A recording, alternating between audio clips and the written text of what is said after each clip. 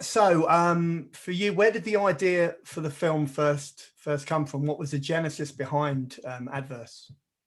Adverse was based off of a sort of experience that I had from an ex-girlfriend who basically had gotten herself mixed in with a wrong crowd, who were a bunch of drug addicts and people like that and everything like that. And she herself sort of became one, and she started hanging out with some really tough people or rough people and stuff like that. And she turned to stealing and everything like that. And because, you know, she's an adult, you can't really say to her, hey, you can't do this, whatever. So it was one of those things where unfortunately she got herself mixed up with the wrong crowd, and then we had to break away from each other. But I know she was hanging out with some pretty dangerous people out there for a bit. So that's kind of where the initial genesis for this film came to be. So, at what stage during the writing process were you aware that this was beginning to morph into a crime thriller, essentially? Well, interestingly enough, I didn't want to just make a story based upon my life experience. I mean, I wanted to include a lot of stuff in my life experiences, but I didn't want to just make it about her and her drugs and this and that. It would have just been a depressing thing that I think nobody would have wanted to watch in any form, shape, or way. So I thought, and I got into the whole idea about, you know, who were the people behind the drug, doing the drugs and stuff like that. And it sort of morphed into this drug crime lord and everything from there.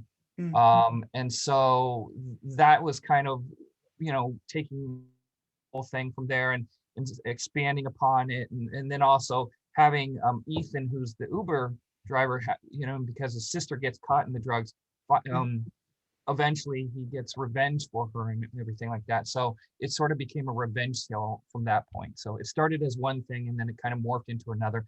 And it was one of those things where when I was writing it and I finally decided to actually put it to paper, I just kind of let it just go in a weird direction. I didn't set it out to being like, okay, it's going to end this way and start this way, which is how a lot of my projects normally are, is I have an ending, a starting, and everything like this. I just kind of let this one go and go into its own different ways and stuff. And that's how it came to be.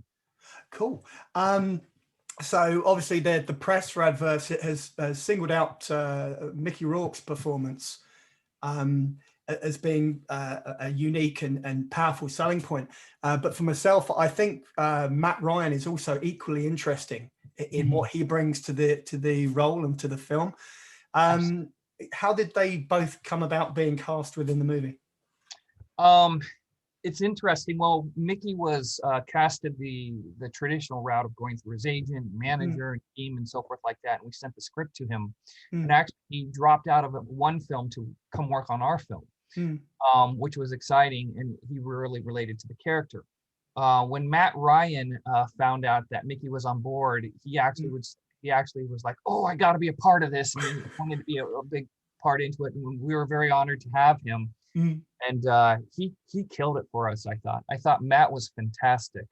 And I'm glad that you say that, because he doesn't get nearly the kudos that obviously Mickey Rourke is obviously going to be the main focus for this film, but Matt did an amazing job, and so did a lot of the other cast that wasn't mentioned. So. Well, I mean, that's the thing, because I mean, I know Matt Ryan through Constantine. And not a lot of people remember the TV show because it had one season, then it got cancelled. I thought it was an excellent show. And then he respawned back in, I think it was Legends of Tomorrow. I think he basically became Constantine again.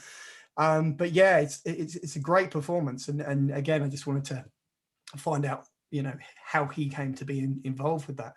He was actually shooting ours on the weekends of Legends of Tomorrow. So he would be shooting Legends of Tomorrow and come back to doing ours and everything like that. So yeah, and what I think is really good too is that I was a huge fan of Constantine. I'm a gigantic Constantine fan of the comic books, of the movie, of the TV series. Yeah. I was absolutely just devastated when they did not make a second season for Constantine. From my point of view, I just don't think audiences were quite ready for something that was quite that close to the comic book. Right. That was my entire sort of, this is why it hasn't got renewed. from a directing, from an acting perspective, the character of Dante, which obviously you play, I think is quite pivotal in maintaining sort of narrative momentum at various points in the film. How did you balance the acting and the directing within any given scene? So an interesting thing, I actually tried to offer the role of Dante to 3 other actors, and they all declined the role. Okay. And eventually I was just like, you know what, I'll just do it myself. But when I'm directing my own self in a movie, it's a matter of you set the cameras up and then they play it, and then you go back and you look at playback and you watch it again, and then you look at the performance. And you have to be very careful not to be like, I want 20,000 takes of this and everything like that. And I actually cut out half of my scenes from the movie in the editing phase. So I had a lot more stuff to say and do. But again, you have to think of the story as a whole and not on just your character for the film and everything like that. Which I'm sure is a hard thing to do for a lot of people. Yeah, it's one of those things where it's not as comfortable as being behind the camera to watch every single thing, but at least you can watch through playback and everything like that. And like for the scenes from Mickey, when he was smacking me upside the face, he was really doing that, by the way. He was really and what was important for me is to get the right coverage. So I had to do it, and I was like, oh, I'm going to hate this, but we need to shoot it from this angle now as well and make sure the continuity is right. Because there were a couple of scenes where he did it great, but he hit with the wrong hand, or the continuity was slightly off, or I was looking a different way. So we had to redo that scene to just make sure that it would edit well and everything like that. Oh my God, that's harsh, man. Well, what I was going to say, there's a moment about an hour into the film. It's pretty much exactly an hour into the film, and it's a scene between Ethan and Kaden, which I think it's both heartbreaking and it's really important because the film seems to go up a gear in some capacity. Bearing in mind Mickey Rourke's career and his, shall we say, the stuff he brings to every film in terms of his past performances and his behavior, to what extent do you think his presence added pathos to that particular scene? It absolutely added a lot of gravitas to the scene and so forth. Here's an interesting thing. So Mickey's brother died of cancer. Really? And because this is one of the reasons why he got really into the role.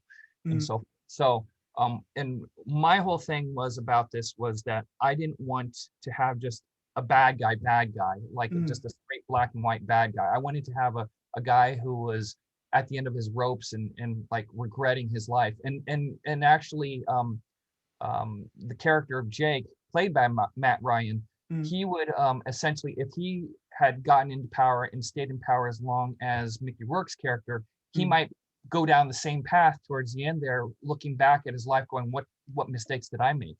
Because Mickey Rourke young would have been Matt Ryan probably. He would have been a lot more vicious and everything like that.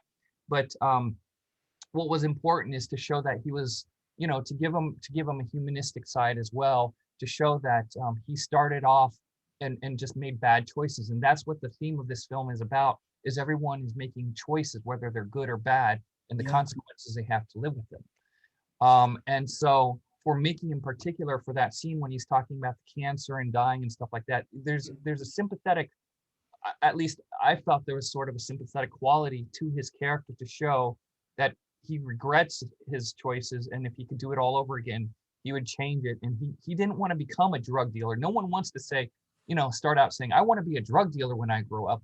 It's just the choices that they make and so forth. So that was the importance of that. And he really channeled his brother from that scene. And it was so deep and emotional that when he just played it off, it was just fantastic. I mean, I thought that was such a good performance that he did. So yeah. And the rest of the movie, he's so hardened because he has to act that way in front of his other people, and he knows people are always after him, and he always has to look over his back.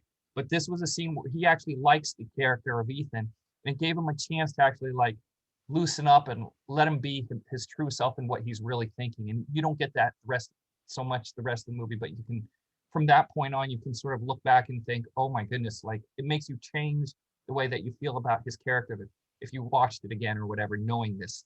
Yeah, well, it literally, I think it's one line, and he says he wanted to be a ball player, and you see the look in his eyes, and it's the look in his eyes, and that is it, and you're with him completely.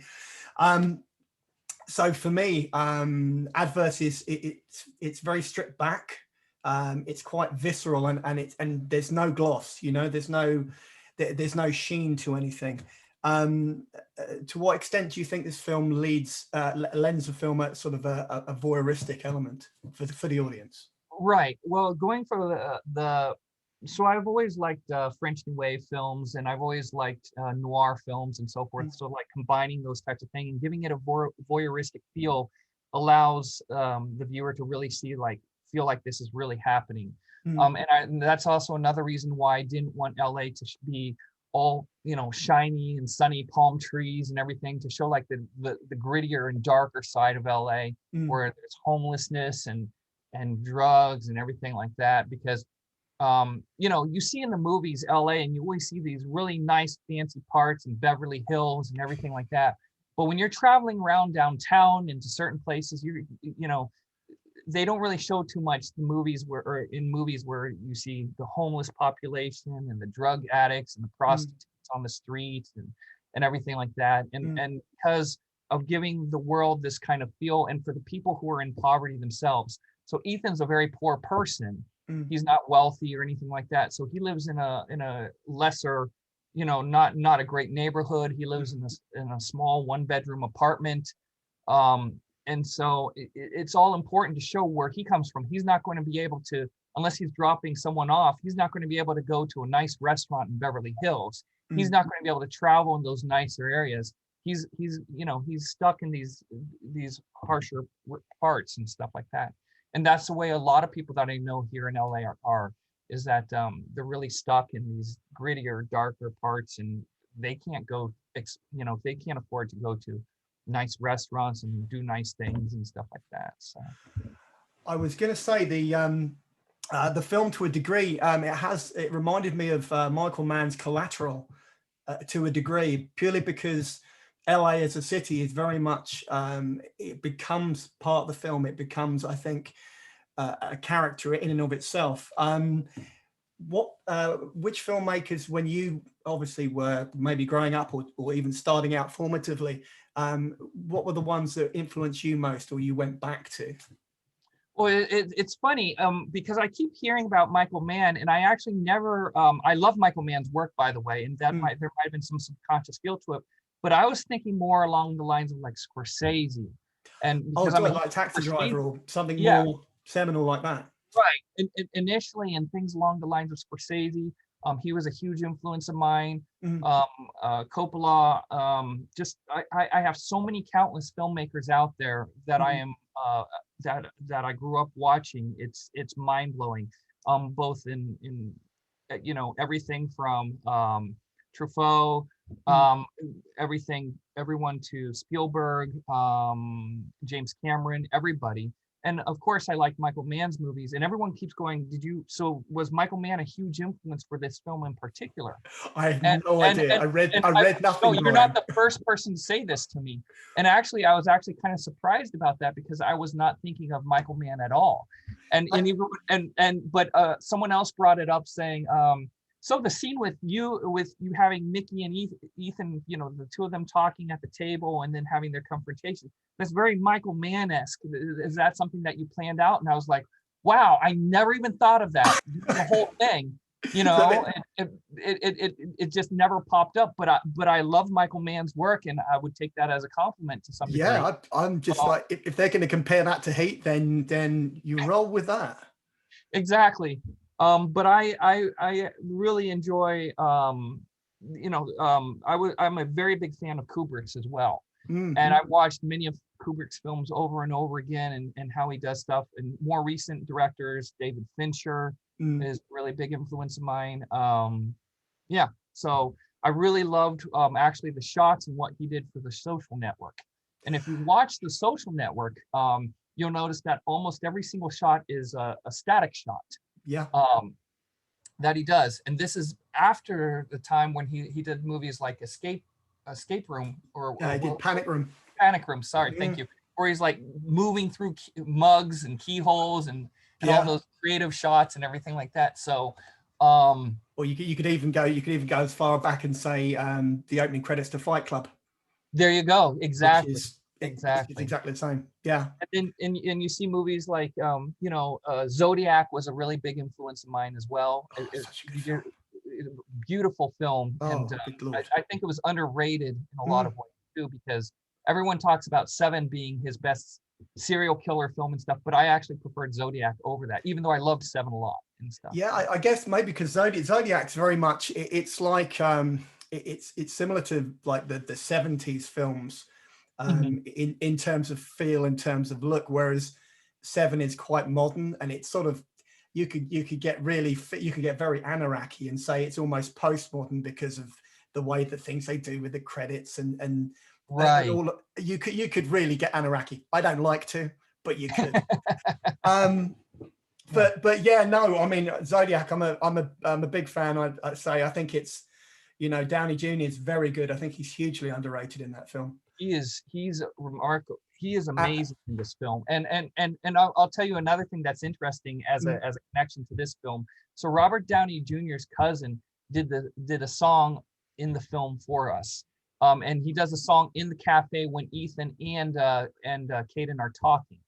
So then Robert Downey Jr. actually did a tweet about it on his, or did a story on Instagram, congratulating him and mentioning adverse and stuff like that. So I thought you'd find that interesting since we're talking about Robert Downey Jr. Yeah, no, I must bring, if I'm going to bring up Downey Jr., I must bring up Mark Ruffalo and ask the question which everyone seems to occasionally, which is why hasn't he been cast as Columbo yet?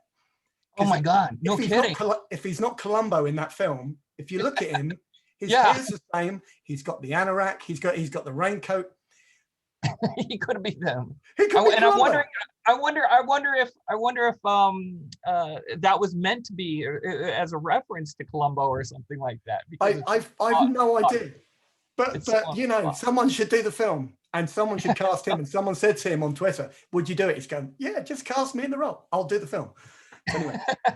Mark Ruffalo is amazing. Yeah, I would love to work with him. That's another amazing talent who I hope to work with in the future. But again, I completely digress. In a more industry led question, to what extent do you think the changing landscape of cinema with regards to COVID, how is that going to open you think it's going to open the doors to maybe smaller films getting financed? And maybe leaning more towards that type of film as opposed to blockbusters.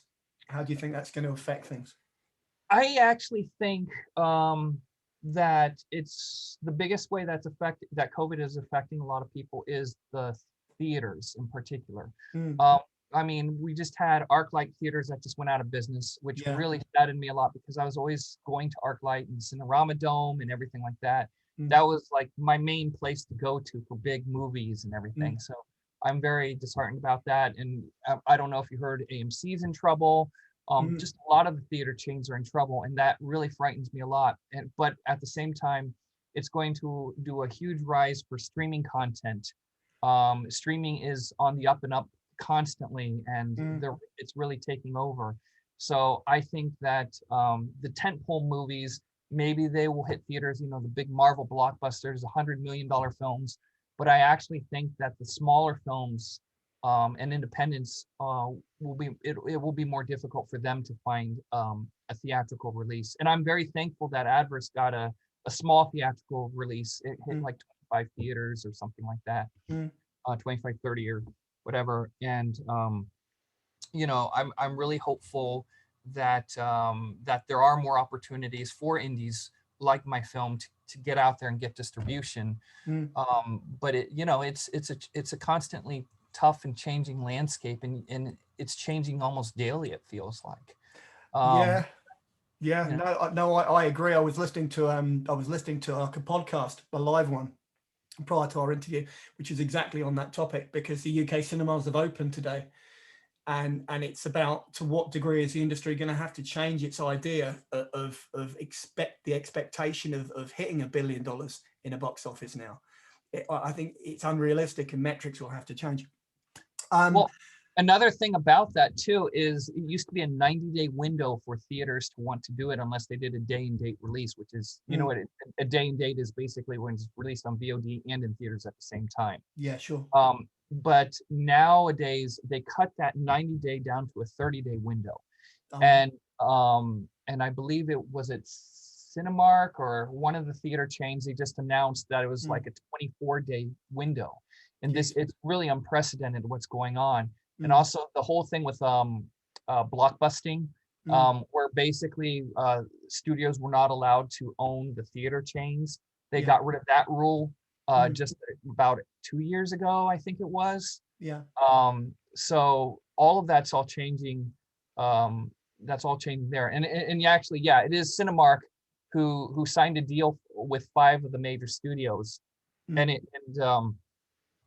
they only are requiring 31 days, I guess. And others are requiring 17 days after they open in theaters before they can go to there. So it's a remarkable thing. That's what Cinemark has done. Jesus. So on a more personal note, if you had to choose between, because obviously you wear a lot of hats in this film, you do pretty much everything. Not necessarily by choice, but yes. So if you had to choose between producing, directing, acting or writing, and you could only do one of them, which one would you choose as a lifelong profession, and why? That is a tough one, and I'll tell you why. Because there are projects that I'm attached to where I'm just the writer. There are projects that I'm attached to where I'm just the director. There are projects that I'm attached to that I'm just acting in. And others where I'm just producing. And so the bottom line is, it depends on the project. There are certain projects where I might not be the right director for, but I could certainly help produce it.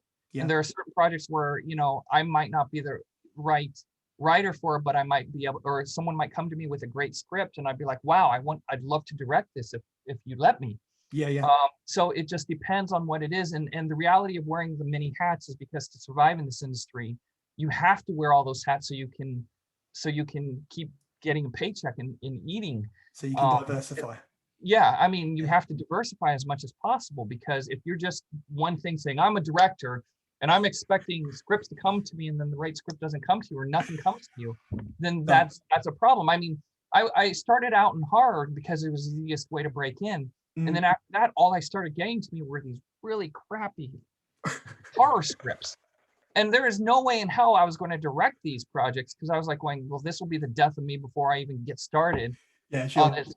So I had to write my own scripts in order to do my own, make this stuff happen. So all of it is out of necessity. It's not like, oh, I have to write, direct, produce, act in every movie that I'm doing. It's just that I've been doing that now to get my foot off the ground. Yeah. And I have other projects that it's like, well, no one's coming to me with the right type of script, so I'll write it myself so I can, put it out there in that regard. Yeah. No, I absolutely understand, and I sort of expected that, and that's it's why we do what we do. Right. Exactly. Final question for you, Brian, before I leave you in peace. And it's completely off topic. Can you describe for me your perfect Sunday afternoon?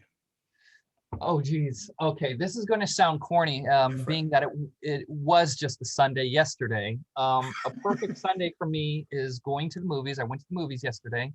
Cool. I wrote some. I read some scripts.